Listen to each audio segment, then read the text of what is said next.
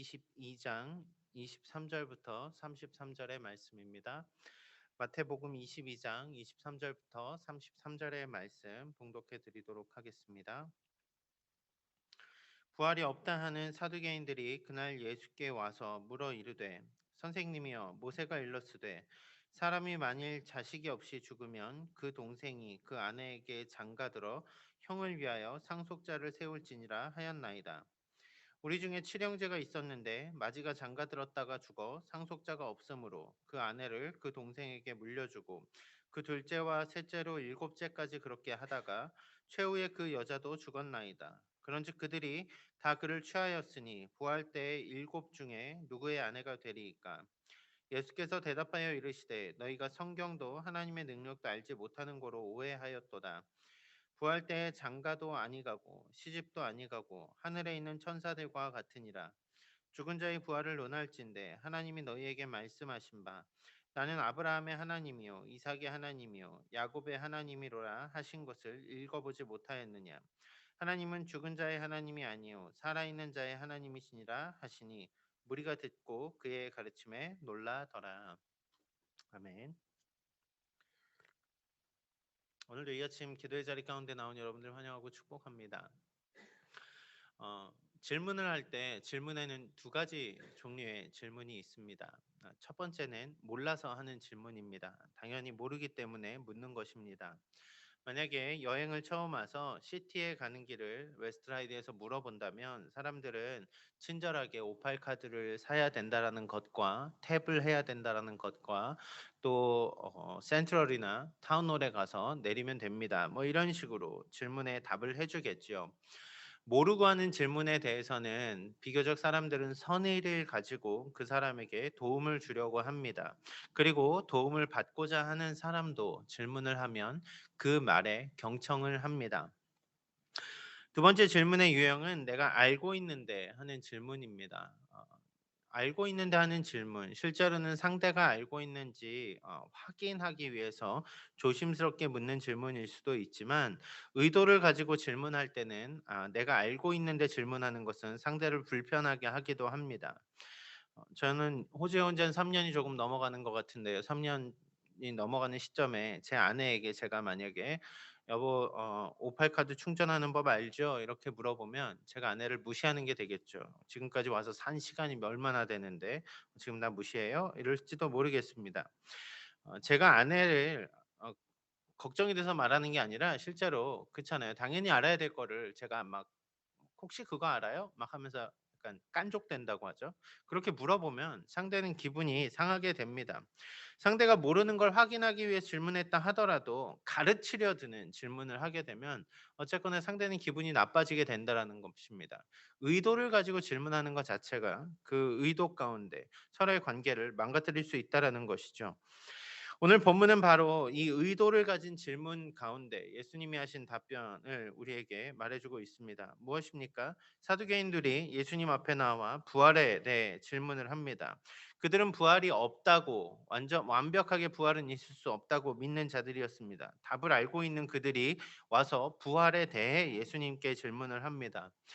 사두개인들이 부활에 대해 믿지 않았다라는 것, 그리고 바리새인들은 부활에 대해 믿었다라는 것. 아마도 바울이 예루살렘에 붙잡혀 왔을 때 스스로 바리새인이라는 것을 밝혔을 때 사두개파와 바리새파가 서로 싸움이 난 것을 보며 아마도 되게 그 부활에 대한 논쟁은 치열했던 것 같습니다. 어쨌거나 오늘 본문은 사두개인들이 부활에 대해 예수님께 의도적인 질문을 하는 것을 다루고 있습니다. 예수님을 곤경에 빠뜨리기 위해서 한 질문입니다. 예수님을 죽이고자 의도를 가지고 한 질문이었습니다. 고도의 심리전이었습니다. 그런데 예수님은 그 질문에 진정한 부활이 무엇인지에 대한 깨달음을 주신다는 것이죠.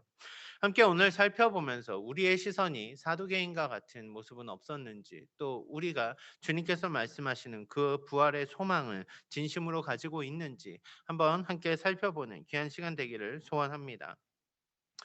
먼저 본문 23절 말씀은 이렇게 시작을 하고 있습니다. 부활이 없다 하는 사두개인들이 그날 예수께 와서 물어 이르되.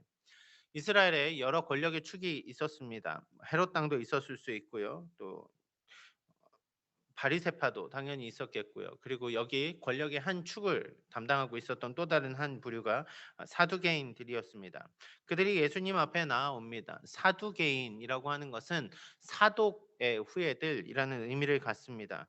기원전 2세기 하스모니안 왕조 때 사독의 후예라고 자처하는 제사장 무리들, 그들이 당파를 짓고 그들을 스스로 불러 이르기를 사두개인이라는 이름을 썼다라고 하죠.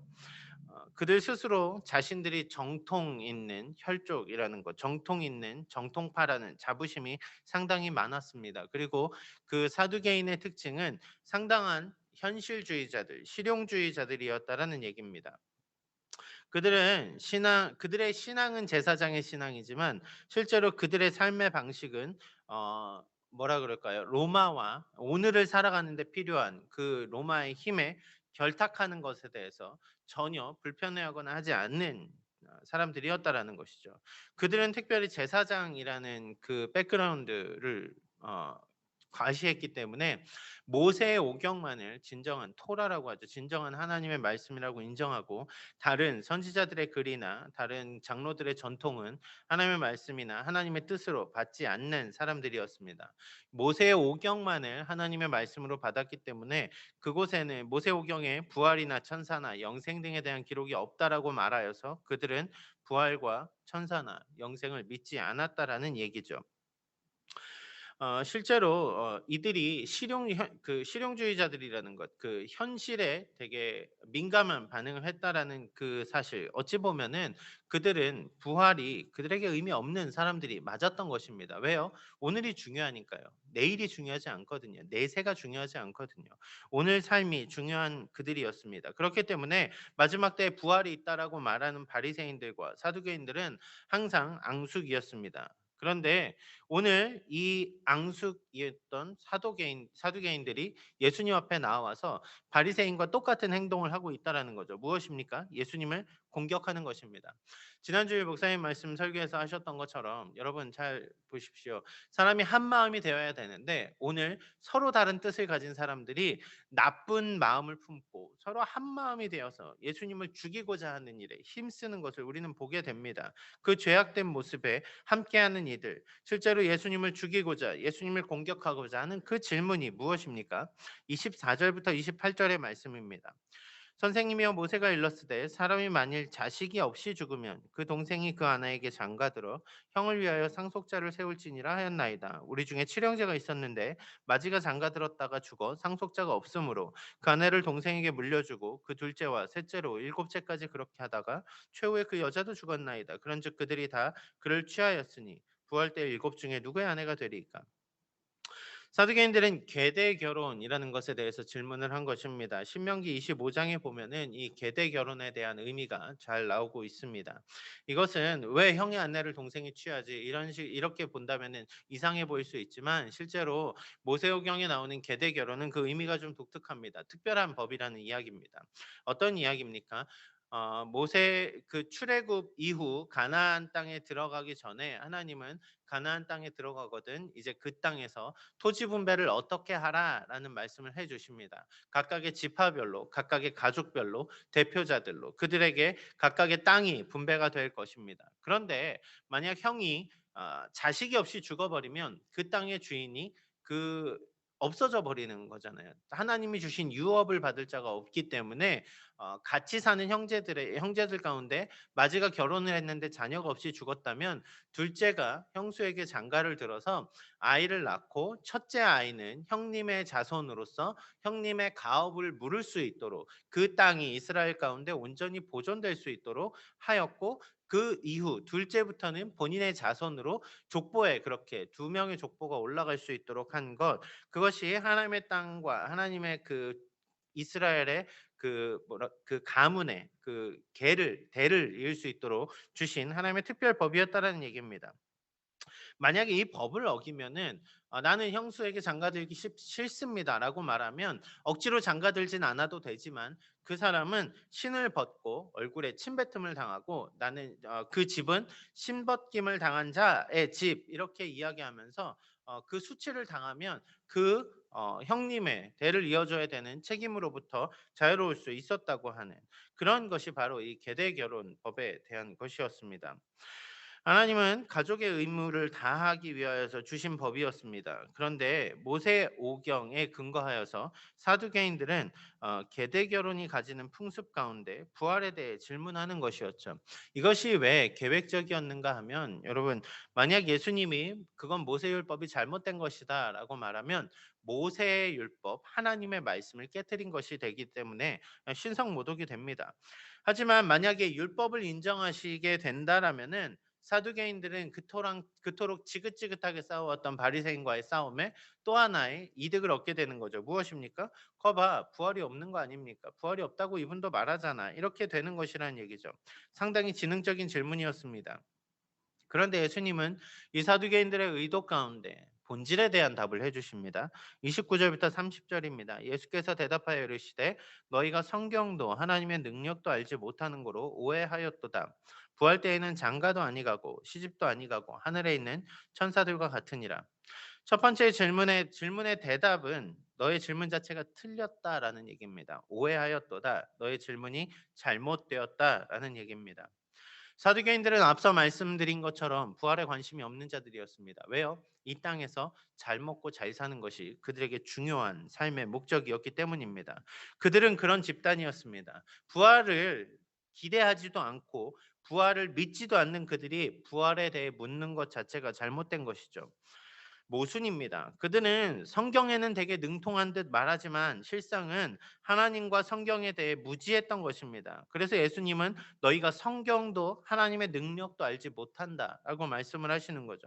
이들이 성경을 알았다라면 하나님이 주시는 하나님의 말씀의 의미들을 알았다라면 하나님이 누구인지 알았다라고 한다면 그들은 부활의 본질을 볼 수 있었기 때문에 그렇습니다. 하지만 이들은 부활의 본질을 볼 수 없었습니다. 왜요? 오늘이 중요한 삶을 사는 사람들에게 내일 죽음 이후의 삶은 중요하지 않기 때문에 그렇습니다. 실로 오늘을 사는 수많은 사람들, 아니 현대에 지금 우리가 복음을 전하기 힘들어진 이유가 무엇입니까? 잘 먹고 잘 살게 되어졌는데 먹고 살만한데 굳이 미래에 대해 걱정할 일이 없다 보니까 죽음 이후의 시대까지 죽음 이후에 대한 것까지 걱정할 의미가 없이 오늘 풍성하게 사는 사람들에게는 여러분 부활은 아무 소망이 되지 않는다는 말입니다. 오늘 고난 고통 가운데 있는 자들에게는 부활이 그들에게 없어서는 안 될 소중한 진리이지만 오늘 먹고 살만한데 오늘 먹고 사는 것이 훨씬 더 중요한 사람들에게 과연 부활이 얼마나 의미가 있겠냐는 얘기입니다. 이들은 실제로 부활에 대한 가치조차 느끼지 못하는 사람들이었습니다. 그들은 부활을 통해서 하나님을 마주한다라는 그 기쁨이 그들의 삶에 의미가 없었어요. 왜요? 이미 가진 특권을 누리는 데만 정신이 팔려 있었거든요. 그들에게는 오늘 결혼하고 오늘 먹고 오늘 마시고 하는 문제가 훨씬 더 중요했다는 얘기입니다. 하나님의 말씀을 잘 아는 것처럼 하지만 실제로 그들의 해석은 예수님을 공경에 빠뜨리고자 하는 그러한 의도만 가지고 있을 뿐이지 그들의 관심사는 부활에는 전혀 있지 않았다는 얘기입니다. 문제는 실제로 사두개인과 같은 모습들이 오늘을 사는 우리에게도 보인다라는 얘기입니다. 오늘 우리가 부활을 꿈꾸는 그 마음으로 살아가고 있습니까? 여러분에게 부활 신앙은 무엇입니까? 오늘 교회에 수많은 사람들이 있는데 정말 우리는 그 우리의 죽음 이후에 하나님의 영원한 나라를 소망하는 그 기쁨으로 오늘을 살아갑니까? 아니면 여기 사도계인들처럼 오늘 내게 필요한 것을 위해서 타협도 할 수 있고 오늘 내게 필요한 그 꿈을 쫓기 위해서 부활 따위는 지금 오늘 내 삶에는 중요하지 않다라고 스스로 그렇게 마음속으로 그렇게 말하면서 입으로만 거짓말하며 천국을 소망한다 말하는 그런 신앙이 우리에게 있는 것은 아닙니까? 더 나아가서 이들이 하나님의 말씀도 몰랐다라는 것 무엇입니까? 하나님의 말씀의 본질은 보지 못한 채 내 편리한 대로 하나님의 말씀을 갖다 쓴 거 아닙니까? 여러분 왜 우리가 하나님의 말씀을 보면서 하나님의 깊으신 뜻을 살아가고자 하는데 그 의미를 두기보다 내 편한 해석들을 하며 우리는 하나님의 말씀을 받는 것일까요? 하나님의 말씀을 보니까 이래야 부자 된다더라. 이래야 잘 풀린다더라. 이래야 자식들이 잘 된다더라. 여러분 이건 세상에 가진 종교들도 똑같이 보는 추구하는 그것들 아닙니까? 하나님의 말씀을 내 뜻대로 해석 자연스럽게 나아가는 것. 또 여러분 잘 보십시오. 요즘은 되려 복음에 대한 왜곡들도 많이 일어납니다. 아무런 희생이 없어도 구원받을 수 있다. 예, 우리가 뭔가를 열심히 해서 구원을 얻는 것은 아니죠. 그런데 회개조차 필요치 않은 것처럼, 그냥 하나님은 다 사랑해 주시는 것처럼, 그 죄가 그대로 있어도 괜찮아 괜찮아 교회 오면 구원받아라고 마치 교회를 사람들이 모이면 끝나는 공간인 것처럼 말을 하다 보니까 오늘 사두개인들처럼 부활에 대해서는 전혀 관심도 없는데 부활에 관심 있는 것처럼 그렇게 예수님 앞에 나와서 묻고 있는 우리의 모습이 보이지 않느냐는 말입니다. 예수님은 그들에게 분명하게 말씀하십니다. 틀렸다고요. 그것이 아니라고요. 그것은 하나님의 말씀을 모르는 것이라고요. 하나님의 뜻을 바로 이해한 것이 아니라고요. 하나님의 뜻을 바로 이해하고 하나님을 바로 안다면 그 삶의 본질은 하나님을 향하게 되어 있습니다. 이 땅에 소망이 있는 것이 아니기에, 이 땅에 잠시 있다 없어져 버리는 그 행복에 우리의 마음을 쏟는 것이 아니기에, 진정한 부활의 소망, 하나님의 나라를 그 가슴 가운데 품고 살아가게 되는 것, 그것이 진정한 부활의 산 소망을 가진 자들의 삶이라는 것입니다. 실제로 이들은 진정으로 하나님의 나라에 대한 이해를 하지 못했습니다. 왜요? 결혼에 대해서 말하고 있기 때문입니다. 결혼이 이 땅 가운데 맺어지는 관계입니다. 이 땅에서는 소중한 관계입니다. 이 땅에서는 혼자 살아갈 수 없고, 이 땅에서는 결혼을 통해서 다음 종족이나 어떤 내 가진 재산의 상속이나 이런 것들이 가능하기 때문에 그렇습니다. 삶의 윤택을 위해서 결혼은 반드시 해야만 되는, 아니 그들에게 몹시 중요한 삶의 주제 중에 하나였습니다. 오늘도 물론 우리에게 결혼은 아주 중요한 삶의 이벤트 중에 하나입니다. 하지만 부활의 때 정말 하나님의 나라에서는 결혼이 가지는 그 의미, 결혼이 채워줘야 되는 그 삶의 필요보다 훨씬 더 큰 기쁨으로 우리가 살아가게 된다는 것입니다. 하나님과의 관계, 우리 서로의 관계도 중요할 수 있겠지만 실제로 죽음 이후에 우리가 하나님 나라에서 하나님을 마주할 때 하나님 나라의 영원한 하나님과의 관계 가운데 살아가는 것, 그것은 다른 목적을 더 추구할 필요가 없어진다는 얘기입니다. 진정한 하나님 나라에서는 하나님의 통치 가운데 누리는 그 삶으로 만족한 삶을 살아가게 된다는 얘기입니다. 우리의 영이 부활한다라는 것, 우리의 영이 영원히 살아간다라는 것, 그 부활의 관계 가운데 살아간다라는 것은 진정한 하나님을 알매 관계로 나아간다라는 것입니다. 예수님께서는 그 사두개인들에게 이렇게 말씀해주고 계시는 것입니다. 오늘을 사는 삶이 아니라 부활을 꿈꾸는 삶, 진정한 그 삶을 추구한다라면 그 오늘 고민하는 그 고민이 아니라 하나님의 나라를 향한 그 하나님의 관계 가운데, 회복되어진 하나님과의 올바른 관계 가운데 그 삶을 살아가는 것을 추구하게 될 것이라는 얘기죠. 이제 예수님은 이들을 깨닫게 할 아주 중요한 포인트의 메시지를 해주십니다. 하나님이 어떠한 하나님이신가, 그 이야기죠. 31절 32절 말씀입니다. 죽은 자의 부활을 논할진대 하나님이 너희에게 말씀하신 바 나는 아브라함의 하나님이요 이삭의 하나님이요 야곱의 하나님이로라 하신 것을 읽어보지 못하였느냐. 하나님은 죽은 자의 하나님이 아니요 살아있는 자의 하나님이시니라 하시니.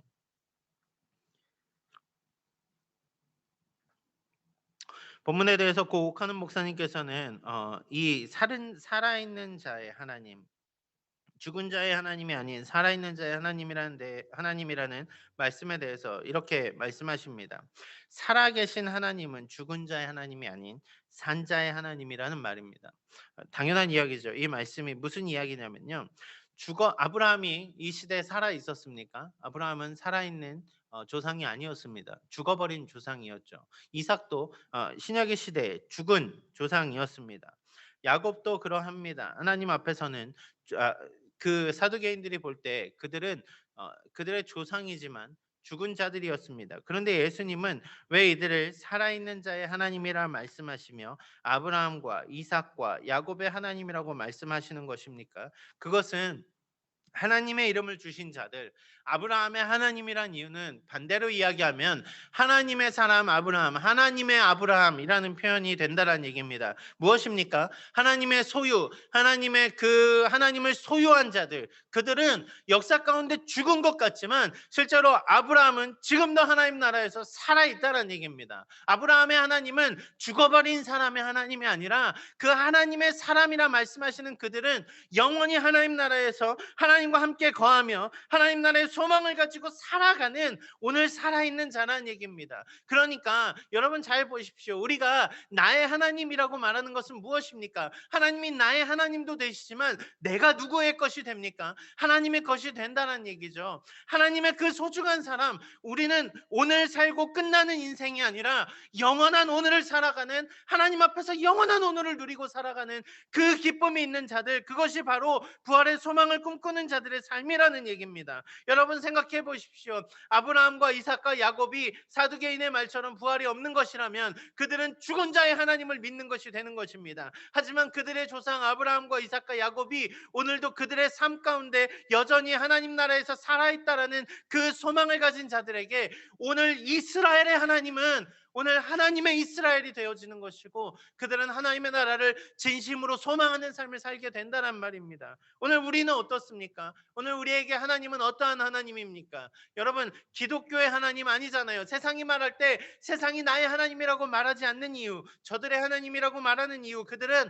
하나님을 그들의 주로, 그들의 구원의 하나님으로 받아들이지 못하기 때문 아닙니까? 그런데 우리는 어떻습니까? 하나님을 우리의 구원자, 하나님이 우리를 구원하신, 우리의 구원의 계획을 세우신 놀라우신 우리의 아버지라는 것, 그것을 믿는 믿음이 우리가 죽는 것이 죽음으로 끝나는 것이 아니라 영원한 하나님 나라에서 날마다 그 하나님과 함께하는 현재를 살아가는 것, 그러니까 영원한 살아있는 삶을 누리는 것, 죽음도 죽음이 아닌 영원한 삶에 살아있는 그 하나님 안에서 우리가 살아가게 되는 것, 그것이 부활의 진정한 소망 아니냐는 얘기입니다. 여러분의 하나님은 지금도 살아계시는 그 하나님이 맞습니까? 그렇다면 여러분의 신앙은 오늘도 살아있는 신앙으로 살아가는 것이란 말입니다. 오늘 우리는 죽어버릴 이 땅의 것을 소망하며 살아가는 자들이 아니라 살아계신 하나님을 믿고 오늘의 삶을 하나님 안에서 날마다 살아내는 그 삶을 소유하게 된 축복받은 자들이라는 것. 여러분 그 삶을 잊지 않으시길 바랍니다. 예수님께서 해주시는 말씀을 듣고 많은 사람들의 반응이 이렇게 나옵니다. 33절이요. 무리가 듣고 그의 가르침에 놀라더라. 잘못된 부활신앙을 가진 사두개인들, 그들의 시작은 하나님을 모르는, 하나님의 말씀을 제대로 알지 못하는 무지였습니다. 말씀을 바로 마주했다라면, 그들이 하나님을 바로 마주볼 수 있었다라면 그들은 진정한 부활의 소망인지 소망이 무엇인지 아는 자들이었겠죠. 여러분, 우리가 하나님을 마주하고 하나님의 말씀을 바로 믿고 하나님의 말씀 가운데 행하기로 다짐하며 살아간다면 우리는 오늘 이 놀라운 부활을 경험하며 살아갈 것입니다. 여러분, 오늘 우리의 삶에서 부활은 얼마나 놀라운 사건입니까? 여러분, 혹시 부활의 놀라움을 잊어버린 분이 계시지 않습니까? 오늘 부활에 대한 우리의 소망에 대해 그 반응을 잃어버린 혹시 여러 성도님들 계십니까? 여러분, 우리가 그 부활의 반응을 놓치지 않았으면 좋겠습니다. 놀라운 부활의 반응. 여러분, 이 말씀이 어디에 기록되어 있습니까? 지금 예수님은 마지막 예루살렘 입성을 하시고 이제 곧 십자가의 그 부활의 완성을 이루기 위해서 가시는 그 마지막 단계에 있습니다. 부활을 소망할 수 있도록 그 길을 열어주신 주님. 오늘 우리가 그 주님을 바라본다라면 우리에게 열려진 부활이 어떠한 부활인가를 기쁨으로 마주할 수 있지 않습니까? 여러분, 왜 우리는 아직도 사두개인 같은 모습으로 서 있는 것입니까? 왜 오늘 먹고 사는 문제 때문에 부활을 잊어버린 자들로 살아가고 있느냐 말입니다. 말씀을 맺겠습니다. 앞서서 저는 의도가 있는 질문이 사람을 불편하게 한다라고 말씀드렸습니다. 사두개인들은 예수님을 죽이고자 하는 의도를 가지고 그 앞에서 부활이라는 질문을 했습니다. 불편한 질문이었습니다. 성경과 충돌하는 부활을 당신은 어떻게 대답할 것입니까? 자신들의 지식이 최고인 줄 알고 주님 앞에 다가갔습니다. 하지만 예수님은 오늘 우리에게도 부활이 무엇인지를 말씀해 주고 계십니다. 부활을 믿지 않던 이들에게는 세상의 삶이 전부였습니다. 그들은 로마와 타협할 수도 있었고 다른 누구와도 타협할 수 있는 자들이었습니다. 그것이 부활의 소망이 없는 자들이 이 세상을 살아가는 방법이었다라는 말입니다. 그들은 하나님의 말씀을 신뢰하지도 않았고 하나님을 믿고 따르지도 않았습니다. 그들에게는 부활의 소망이 없었던 것입니다. 생명이 없는 조화, 겉은 화려해 보일 수 있지만 그것은 살아있는 것이 아닙니다. 그저 겉모습만 갖춘 가짜 꽃인 것입니다. 여러분, 우리 그리스도인들은 부활의 소망을 진심으로 품고 살기에 오늘을 살아있는 자들로 살아갑니다. 아니요, 살아계신 하나님이 오늘 우리의 삶에 그 진정한 부활의 의미들을 가지고 품고 살아가게 해 주십니다. 부활의 소망, 여러분들은 오늘 그 부활의 소망을 가지고 살아가고 계십니까?